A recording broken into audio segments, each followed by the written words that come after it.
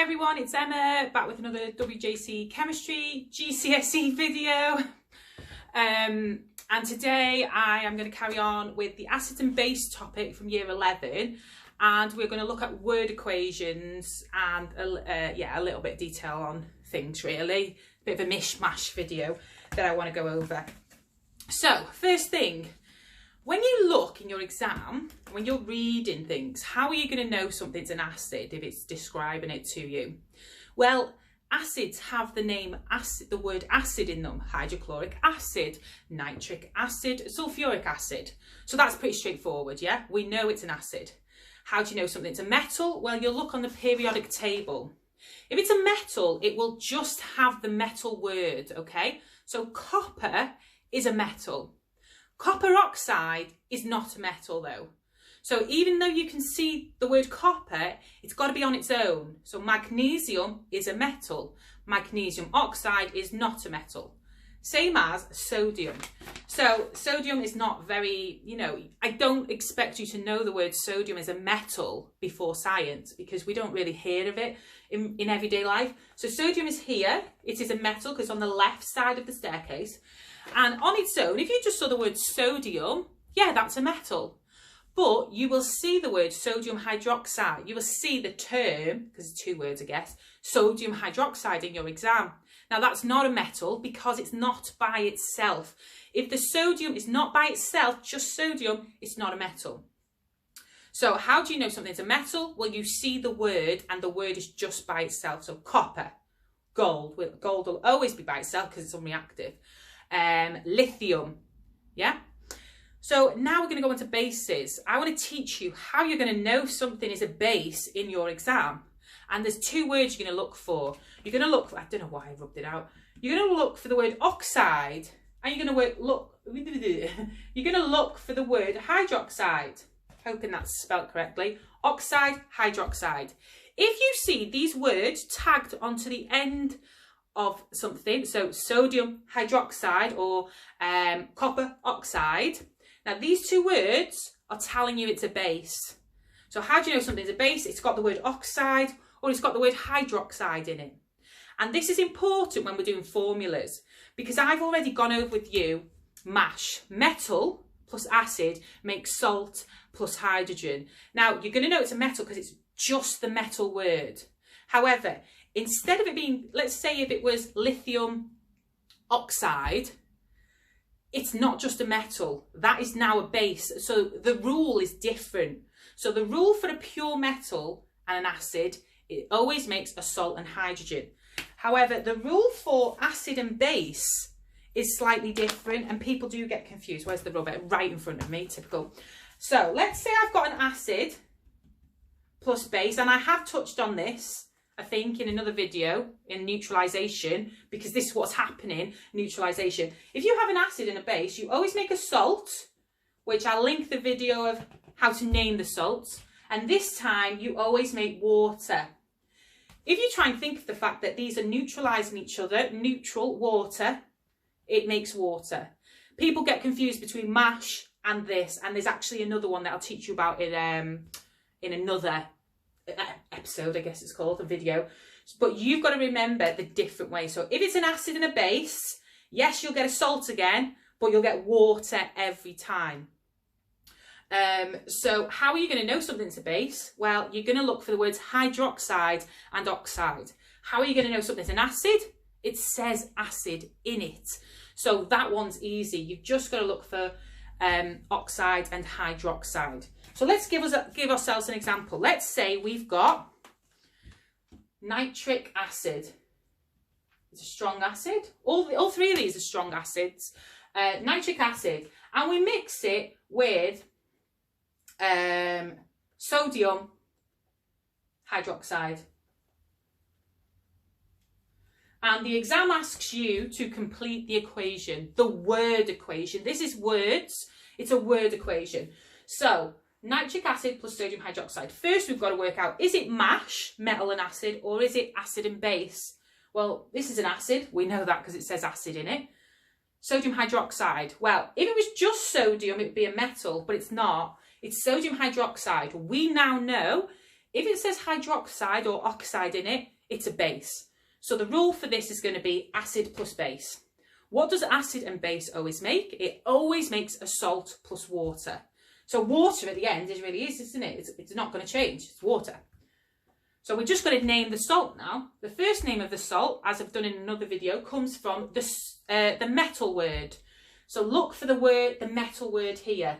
Sodium is the metal word. It's not the easiest of metals for us to remember, but that is the metal word. If you're not sure, look on the periodic table. You'll see sodium on the metal side. Second word of the salt comes from the acid. If you use nitric acid, the second word is nitrate. So in this instance, this is a word equation. Nitric acid plus sodium hydroxide makes sodium nitrate plus water. All right, let's do another one. I always say all right, I don't know why. Let's say we've got copper oxide plus sulfuric acid. Actually, I'm going to put hydrochloric acid. Hydrochloric acid. Okay. Now, notice how I put these in a different order. I put base plus acid. Now, it doesn't matter. It's still the same. It's like, is 2 plus 3, it's the same as 3 plus 2, isn't it? So, as long as the stuff's on the correct side of the equation, so you've got a left side of an equation and a right side, the arrow is the middle bit. Obviously, this isn't the best way to show you. It should be in one straight line, but, you know, I'm working with what I've got here. So we've got a base plus acid. They always make a salt plus water. So again, we know it's water at the end. And how do I know this is a base? Because it's got the word oxide in it. If it didn't have oxide, well, that would be a metal. So copper oxide plus hydrochloric acid. Now the first name of the salt comes from the metal word. The metal word here is copper. Okay, the second name of the salt comes from the acid. Now this is the hardest acid to remember because you go off the second half of the word. It's not hydro, it's chloric. What's that sound like? Chloride. So what it actually makes, if you have copper oxide plus hydrochloric acid, it will always make copper chloride plus water. Now these are word equations. If you are doing higher and you are aiming for A's, A stars, you want to be thinking about symbol equations. So that's when we put the formulas in there. So let's say, for example, let's replace, I can't even remember what was on that then, but I'm going to quickly do a symbol equation with you. So we had some acid plus base, and it always makes some salt plus water. Straight away, there's the formula for water, H2O. All right, let's pick an acid. Now, if you're not sure how to put your acids into formulas, there's a video I've done on that. You need to look at that. So hydrochloric acid. I've already taught you in another video that is the formula for hydrochloric acid. Now let's think of a base. The base I'm going to think of is sodium hydroxide. So sodium hydroxide, if you look on the periodic table for sodium, it's Na. If you look on the ions table really as well, and then hydroxide, because that's not going to be on the periodic table of hydroxide, you've got to look on the ions table, which is at the back of the periodic table. It's OH minus. Now you just need to check that that's balanced. Now if you look at the ions, Na plus and OH minus, do they balance each other out? Yes, they do. So that is actually the formula for sodium hydroxide.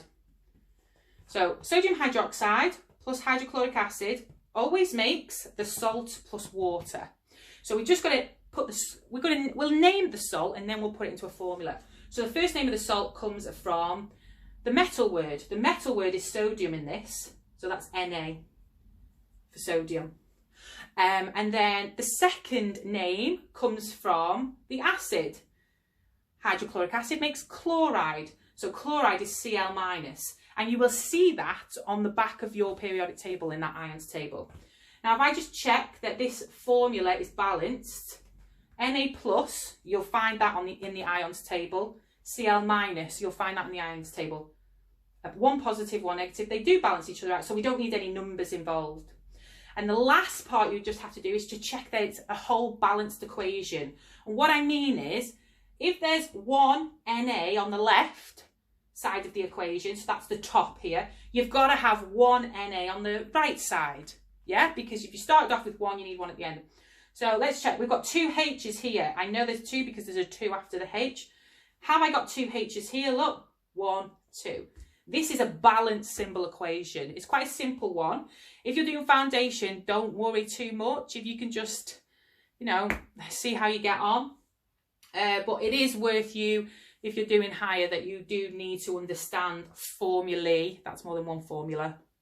And, you know, how we get to it. So start off by putting it as a word equation for yourself and then transfer it into symbols. That's the easiest way to do it, I think. Because even if, like this one doesn't need balancing, but usually they're worth 3 marks for a full one. And you'll get 1 mark for getting the symbols right. You might get 1 mark for balancing, you know, so you don't have to have it perfect to get 2 or 1 marks out of a 3-mark question. So that is this video. So we've looked at bases. How do we know something's a base? Well, it's got the word hydroxide and oxide in it. And we've looked at acid plus base always makes salt plus water. And then we've moved that from a word equation to symbol equations where we put formulas in instead of words. Thanks for watching, and I'll see you next time.